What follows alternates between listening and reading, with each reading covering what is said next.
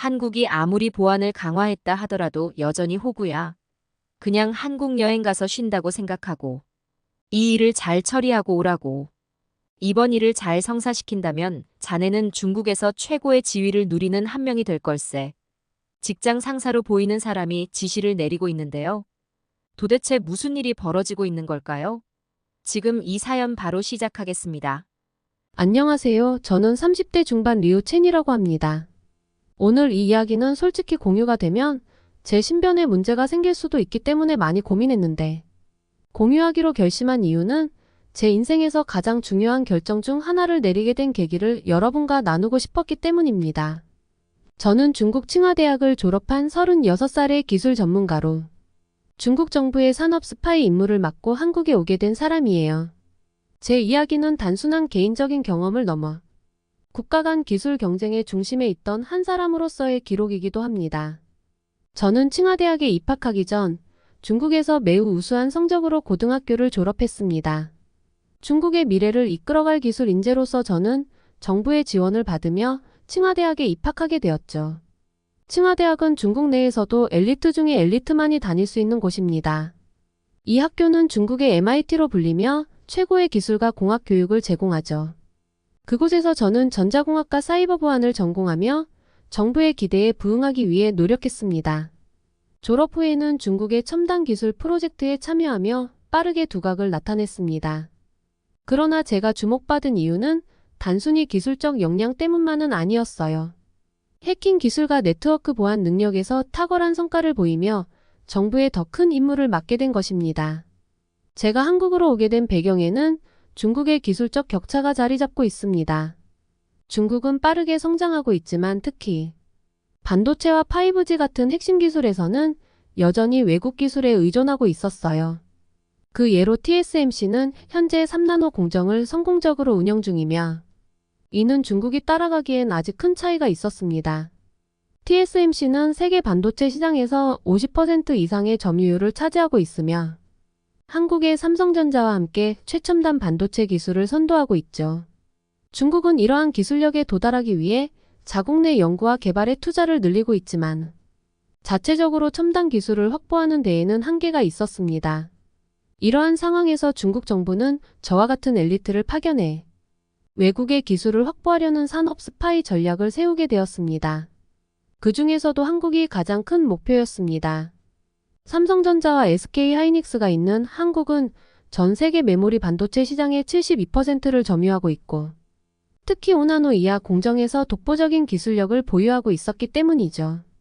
반면 중국은 아직 10나노 이상의 공정에 머물러 있었으며 미국의 수출 제한 때문에 첨단 반도체 제조에 필요한 EUV 리소그래피 장비를 확보할 수 없었습니다. 이 문제를 해결하기 위한 정부의 결정은 명확했습니다.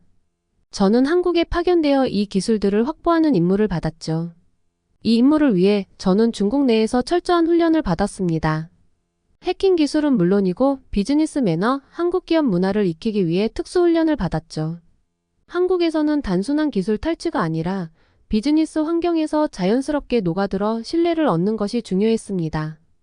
저는 언어 훈련도 받았고 한국에서 비즈니스 협상에 필요한 기술을 익혔습니다. 이 모든 것이 한국 기업에서 자연스럽게 정보에 접근하기 위한 준비였죠. 중국 정부는 이러한 산업 스파이들에게 큰 보상을 약속했습니다. 임무가 성공할 경우 막대한 금전적 보상과 사회적 지위를 보장받게 됩니다. 또한 성공적으로 기술을 가져오면 국내 연구소나 국영, 기업에 빠르게 이전되어 산업 경쟁력을 강화하는 데 사용됩니다. 특히 반도체와 5G 같은 분야에서 한국의 기술이 절실했기 때문에 저와 같은 인물들은 더욱 중대한 임무를 맡게 된 것이었습니다. 한국에 도착한 후 저는 중소기업 인턴으로 위장해 삼성전자와 관련된 협력업체에서 일을 시작했습니다. 제 목표는 그들의 메모리 반도체 기술과 5나노 이하 공정 기술에 접근하는 것이었죠. 처음 며칠간은 조심스럽게 행동하며 동료들과의 관계를 쌓기 시작했습니다. 제가 중국에서 받았던 훈련은 확실히 도움이 되었어요. 한국 사람들은 신뢰를 중요시하고 업무에서의 협력을 중시하는 문화를 가지고 있었죠. 이를 바탕으로 저는 그들과 자연스럽게 소통할 수 있었습니다. 한국에서의 첫 느낌은 충격적이었어요. 한국의 기술력은 이미 알고 있었지만 직접 현장에서 본 기술은 그 이상이었죠. 그들의 5G 인프라는 전 세계에서 가장 빠르고 반도체 제조 공정은 체계적이며 고도로 자동화되어 있었습니다. 특히 삼성전자는 메모리 반도체 생산에서 효율성과 정밀성을 극도로 추구하고 있었어요. 제가 본 그들의 기술은 단순히 중국이 따라잡아야 하는 목표가 아니라 넘어서기 힘든 벽처럼 느껴졌습니다. 또한 중국과 한국의 반도체 기술 격차는 생각보다 더 컸어요. 삼성전자는 이미 3나노 공정 상용화에 성공했으며 이를 통해 고성능 반도체를 대량 생산하고 있었습니다. 반면 중국의 SMIC는 7나노에서 일부 성과를 냈지만 이는 미국의 기술을 사용한 것이었고 독자적인 기술력은 부족했죠. 특히 중국은 ASML의 EUV 리소그래피 장비에 접근하지 못하는 상황에서 5나노 이하 공정을 자체적으로 완성하는 데 한계가 있었습니다. 제가 한국에서 기술을 탈취하려는 계획을 진행하는 동안 한국의 보안 수준도 체감하게 되었습니다. 한국은 기술 유출 방지에 매우 민감했고 내부 보안 시스템도 철저했습니다. 서버 접근이나 기술 자료 열람은 예상보다 훨씬 까다로웠어요. 중국에서 배운 해킹 기술을 동원해 접근하려 했지만 한국 기업들은 최신 사이버 보안 시스템을 갖추고 있어 이를 쉽게 넘기지 못했습니다. 하지만 한국에서의 시간이 지나면서 저의 임무에 대한 고민이 깊어졌습니다. 한국 기업들의 경영 방식과 기술 혁신은 철저한 협력과 신뢰를 기반으로 이루어졌고 이 과정에서 제가 받은 충격은 저의 가치관에도 큰 변화를 가져오게 했습니다. 한국에서 생활이 안정적으로 자리 잡은 후 저는 본격적으로 기술 탈취 작업을 시작하게 되었어요.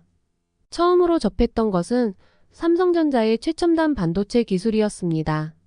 한국은 전 세계에서 가장 앞선 반도체 제조 공정을 자랑하며 삼성전자는 2나노 이하 공정 기술을 연구 중이며 이 기술은 상용화 단계에 있습니다. 현재 TSMC와 함께 2나노 이하 기술에 대한 경쟁이 치열하며 이 기술은 향후 글로벌 반도체 산업의 핵심이 될 것입니다. 중국의 SMIC는 여전히 7나노 공정에 머물러 있으며 그마저도 미국의 기술에 의존해 생산 중입니다. 중국의 반도체 자립이 멀어지고 있는 상황에서 이 기술의 확보는 절실합니다. 현재 글로벌 반도체 시장의 60% 이상을 한국과 대만이 점유하고 있으며 삼성전자와 SK하이닉스는 세계 메모리 반도체 시장의 72%를 차지하고 있습니다. 한국은 전 세계에서 유일하게 EUV 장비를 사용해 초미세 공정을 진행 중이며 이를 통해 1나노 이하 공정에 도달하려 하고 있습니다. 반면 중국은 미국의 반도체 장비 수출 규제로 인해 ASML 장비 접근이 불가능한 상태이며 이는 중국의 반도체 발전을 지연시키는 주요 요인 중 하나입니다. 한국의 5G 인프라도 세계 최고 수준을 자랑합니다. 삼성전자, LG전자, SK텔레콤 등은 이미 5G 상용화를 완료했으며 6G 기술 개발에도 착수했습니다. 6G는 2030년 상용화를 목표로 하고 있으며 5G보다 최대 100배 빠른 데이터 전송 속도를 자랑할 것으로 예상됩니다. 이러한 기술은 자율주행차, 인공지능 AI, 사물인터넷 IoT 등 다양한 첨단 산업에 필수적입니다. 중국은 화웨이를 중심으로 5G 기술 개발에 힘쓰고 있지만 한국과의 격차를 좁히기에는 한계가 있습니다. 2023년 기준 한국의 5G 인프라는 글로벌 최고 수준으로 평가받고 있으며 6G 기술 경쟁에서도 우위를 점하고 있습니다. 대한민국의 R&D 연구 개발 투자는 2023년 기준으로 GDP의 4.9%에 달하며 이는 매년 약 93조 원에 해당하는 금액입니다. 한국은 세계에서 가장 높은 R&D 투자 비율 중 하나를 유지하고 있으며 이로 인해 기술 혁신에 있어 글로벌 리더로 자리 잡고 있습니다. 이러한 투자 덕분에 삼성전자를 비롯한 한국의 주요 기업들은 반도체와 같은 첨단 기술 분야에서 세계적인 경쟁력을 유지하고 있습니다. 한국과 중국의 기술 투자 차이는 매우 큰 차이를 보여줍니다. 대한민국은 매년 약 93조 원 약 780억 달러를 R&D 연구 개발에 투자하며 이는 국내 총생산 GDP의 4.9%에 해당합니다. 이는 세계 최고 수준의 R&D 투자 비율로 한국이 기술 혁신에 집중하고 있음을 명확히 보여주고 있습니다. 반면 중국은 GDP의 2.5%를 R&D에 투자하고 있으며 이는 약 2조 위안 약 2,800억 달러에 해당합니다. 그러나 중국의 연구개발 투자는 규모는 크지만 효율성 면에서 문제점을 겪고 있습니다. 연구소 간의 협력 부족, 중앙집중식 의사결정 구조, 외국 기술 의존 등으로 인해 연구의 성과는 상대적으로 더디게 나오고 있습니다. 2023년 기준 중국은 여전히 주요 기술 분야에서 외국에 의존하고 있으며 특히 반도체와 같은 첨단 기술에서는 여전히 한국이나 대만과의 큰 격차를 줄이지 못하고 있습니다. 이 격차는 단순한 투자 금액의 문제가 아니라 시스템과 문화적 차이에서 비롯되고 있습니다. 한국은 빠른 의사결정과 팀원 간 협력을 기반으로 혁신을 이루며 이로 인해 반도체, 5G, 그리고 인공지능 AI 분야에서 세계 최고 수준을 유지하고 있습니다. 제가 근무하던 협력업체에서도 한국 기업의 보안 시스템은 매우 철저했습니다. 2022년 한국은 사이버 보안 강화를 위해 약 200억 원을 투자했으며 이를 통해 최신 보안 기술을 확보하고 있었습니다. 한국의 보안 시스템은 AI 기반 위협 탐지 시스템을 사용해 모든 데이터에 접근하는 것을 어렵게 만들었으며 미국과 유럽의 최첨단 소프트웨어와 협력하여 보안을 한층 더 강화했습니다. 이와 대조적으로 중국에서는 여전히 이러한 최첨단 보안 기술에 대한 의존도가 낮고 자체적인 보안 시스템 구축에 어려움을 겪고 있습니다. 중국 정부는 저와 같은 산업 스파이들에게 성공적인 기술 탈취에 대한 막대한 보상을 약속했습니다. 성공하면 금전적 보상뿐 아니라 사회적 지위와 명예까지 보장받을 수 있었죠. 그러나 실패하면 가족까지도 연대 책임을 질 수 있는 엄중한 처벌을 받게 됩니다. 이러한 강압적인 시스템은 심리적 부담을 크게 했으며 이는 중국 내 산업 스파이들이 느끼는 큰 압박 중 하나였습니다. 한국과 중국의 기술 혁신 구조는 크게 다릅니다. 한국은 팀원 간의 자율성과 협력을 중시하며 각자 창의적인 아이디어를 제시하고 그 아이디어가 빠르게 기술 혁신으로 이어집니다. 반면 중국은 중앙집중식 명령 체계를 유지하고 있어 상부의 지시 없이는 혁신이 더디게 이루어지고 있습니다. 이로 인해 중국은 기술 혁신에서 뒤처지고 있으며 이러한 차이는 향후 몇 년간 더 커질 가능성이 큽니다. 한국의 R&D 투자 비율이 4.9%로 글로벌 1위인 반면 중국의 2.5%는 그 금액이 크더라도 체계적인 혁신이 이루어지지 않는 구조적 한계로 인해 그 격차가 유지되고 있습니다. 한국은 또한 세계 유일의 EUV 장비를 이용해 초미세 공정을 진행 중이며 1나노 이하 공정도 연구 중입니다. 중국은 이러한 기술을 따라잡기 위해 노력하고 있지만 미국의 수출 제한과 자체 기술 부족으로 인해 어려움을 겪고 있습니다. 한국의 자율적이고 개방적인 문화는 기술 개발 속도와 효율성을 높이며 중국의 중앙집중식 의사결정 구조는 기술 혁신에 있어서 큰 제약이 되고 있음을 저는 점차 깨닫게 되었습니다. 이로 인해 중국의 기술 자립 목표는 점점 더 멀어지고 있었고 제가 맡은 임무의 중요성은 점점 더 커졌습니다. 저는 한국에서 매일같이 기술 탈취 시도에서 실패를 경험하면서도 중국에서 날아오는 명령들은 더욱 가혹해졌습니다. 저의 상관은 매일같이 기술을 확보하지 못하면 너와 내 가족이 어떤 운명을 맞이할지 이미 잘 알 것이다 라는 메시지를 반복적으로 보내왔습니다. 중국의 체제는 성공을 위해서라면 어떤 수단도 정당화되는 분위기였습니다. 실패한 산업 스파이들이 어떤 처참한 말로를 겪었는지, 그들의 가족들이 어떤 고통을 겪고 있는지 그는 과거 교육에서 모두 배웠습니다. 저는 그런 예시 중 하나로 동료였던 장로의 사례를 떠올렸습니다. 장로는 몇 년 전 유럽에서 기술 탈취에 실패한 뒤 돌아온 즉시 체포되었고 그 이후 그의 가족마저 정부의 감시 아래에서 자유를 박탈당했습니다. 장로의 가족은 경제적으로 파산했을 뿐만 아니라 사회적으로도 완전히 고립된 상태로 살아가야 했습니다. 그 모습을 기억하며 저는 결코 실패할 수 없다는 절박함을 느꼈습니다. 저는 여러 차례 삼성전자의 보안 시스템을 뚫으려 했지만 최신 기술로 무장한 보안 시스템은 그를 번번이 막았습니다. 한국의 사이버 보안은 그가 예상했던 것보다 훨씬 앞서 있었습니다. 특히 한국 기업들이 사용하고 있는 AI 기반의 실시간 위협 탐지 시스템은 그의 해킹 시도를 사전에 차단했으며 데이터 접근 경로는 복잡한 암호화 방식으로 보호되어 있었습니다. 저는 또다시 실패한 이후 한국 기업들의 보안 수준이 왜 이렇게 높은지를 연구하게 되었습니다. 한국은 2023년 기준으로 사이버 보안에만 200억 원을 투자하며 특히 자율주행차, AI 등 4차 산업과 관련된 첨단 기술 보호에 각별히 신경 쓰고 있었습니다. 그는 한국의 보안 기술이 단순히 외부 해킹만을 막는 것이 아니라 내부 직원들조차도 비밀을 유지하기 위해 다양한 보안 교육을 철저히 받고 있다는 점에 충격을 받았습니다. 중국 정부는 저에게 기술 탈취가 점점 더 지연될 경우 다른 방법을 동원할 것이라는 메시지를 보냈습니다. 과거 삼성전자나 SK하이닉스에서 퇴사한 임원들을 포섭해 내부 정보 접근을 시도하라는 지시가 내려왔습니다. 중국 정부는 이미 퇴직한 한국 임원들에게 거액의 돈을 제한하며 재직 중인 임원들과 접촉하도록 유도하려 했습니다.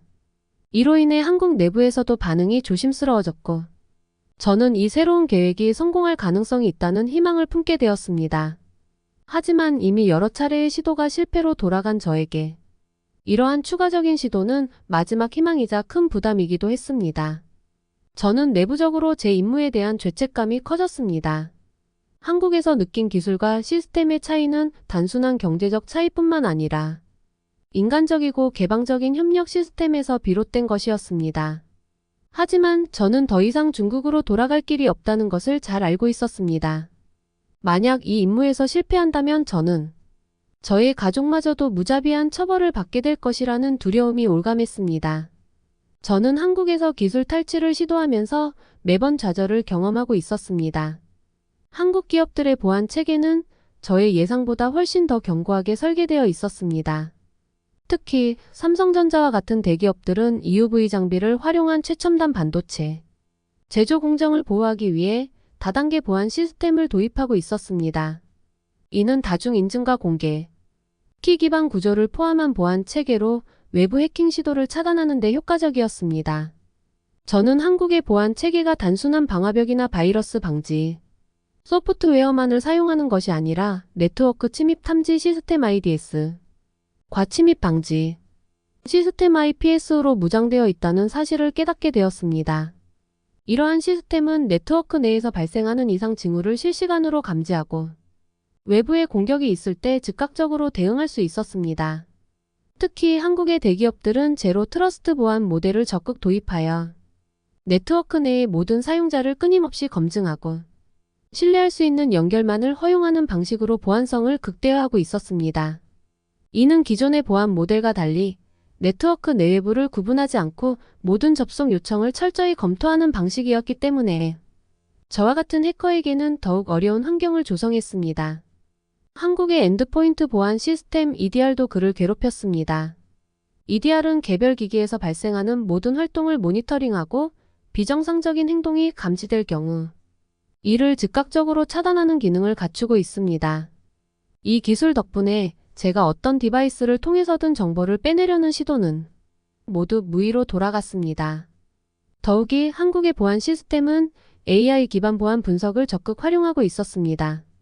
이 기술은 머신러닝 알고리즘을 통해 기존의 위협 패턴을 분석하고 새로운 형태의 공격도 예측하여 차단할 수 있는 시스템이었습니다. 기존의 해킹 기술로는 이 AI 기반 보안을 뚫기 어렵다는 점을 깨달았습니다. 특히 한국은 이러한 기술을 클라우드 기반 인프라와 결합하여 언제, 어디서든 실시간으로 보안 대응을 강화할 수 있었습니다. 저는 한국 기업들이 데이터, 암호화 인크립션 기술을 철저히 사용하고 있다는 점에서도 고전을 면치 못했습니다. 데이터가 저장되거나 전송되는 동안에는 항상 AES-256, 256비트와 같은 강력한 암호화 방식으로 보호되었으며 이는 미국의 국가안보국 NSA에서도 공식적으로 사용하는 수준의 보안 기술입니다. 이 때문에 저는 데이터를 탈취하려 해도 그 내용을 해독할 수 없는 상태에 놓였습니다. 한국의 분산형 서비스 거부 공격 방어 디도스 프로텍션 시스템 또한 매우 강력했습니다. 저는 과거 다른 나라에서 디도스 공격을 통해 보안 체계를 마비시키고 그 틈을 노린 적이 있었지만 한국의 시스템은 이를 미리 방지하는 능력을 갖추고 있었습니다.